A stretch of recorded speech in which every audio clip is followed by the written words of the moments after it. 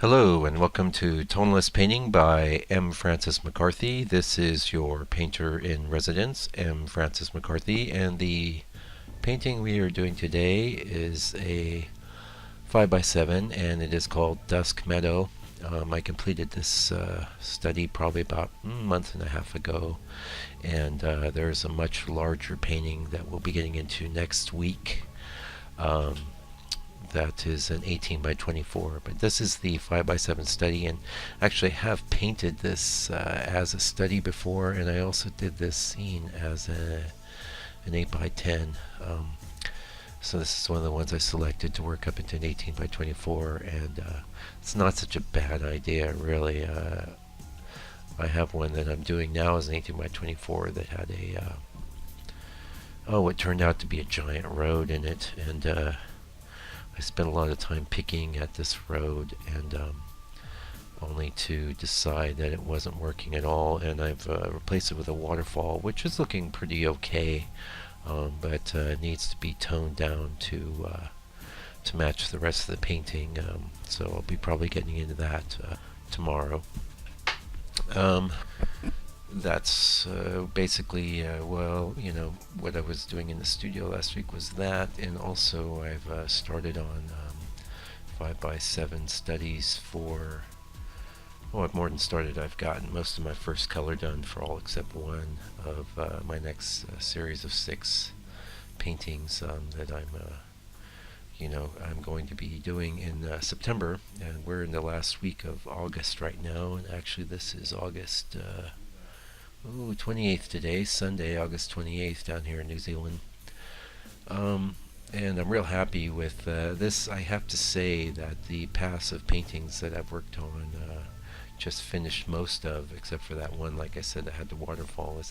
It's just okay. I'm not super thrilled. I have one painting that I think is really good, and then a couple others that are okay. Yeah,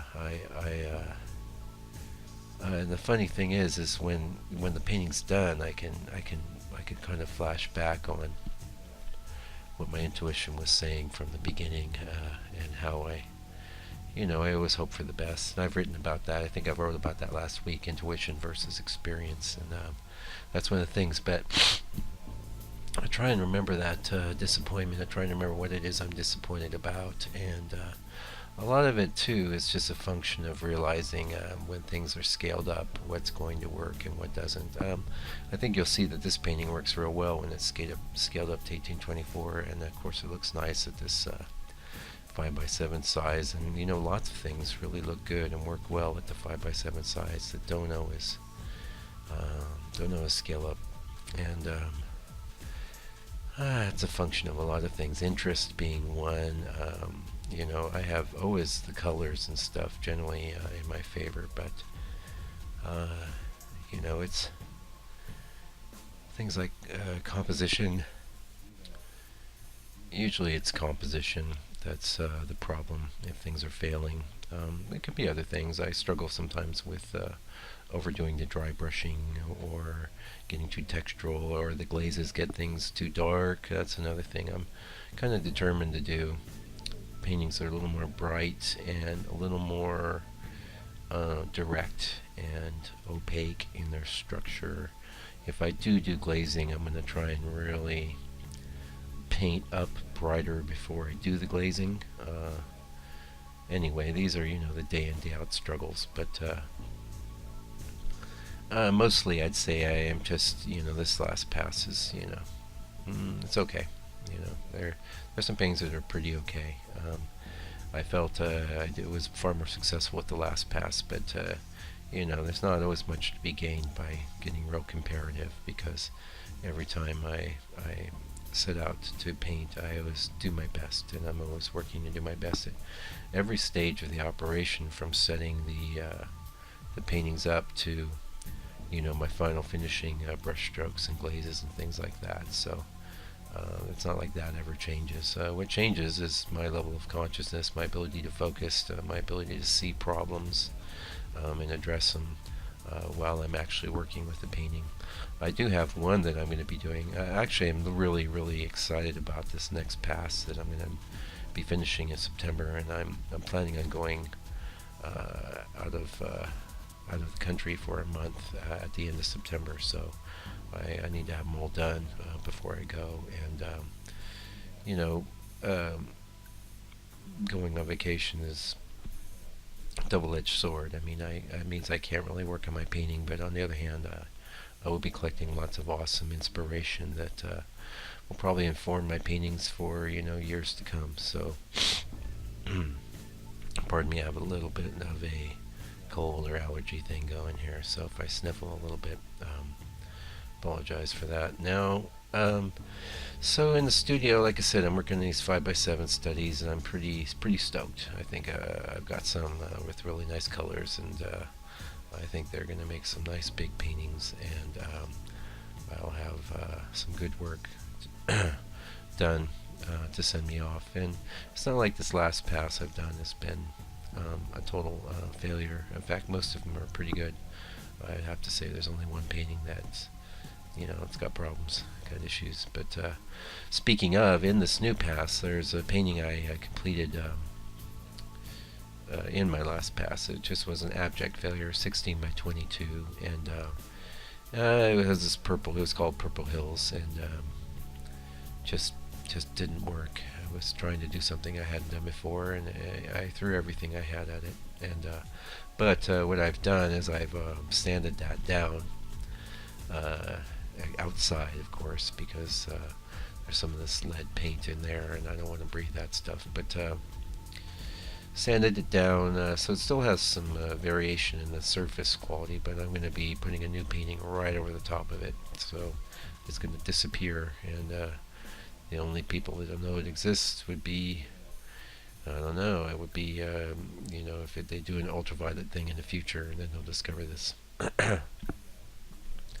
other older, inferior painting. It's actually not that old. I just know that I don't want to look at it. I'm not happy with it, but a lot of times you can really get a nice effect doing a painting on top of an old painting. In fact, it's actually really cool. If you haven't done it and you're a painter, give it a try.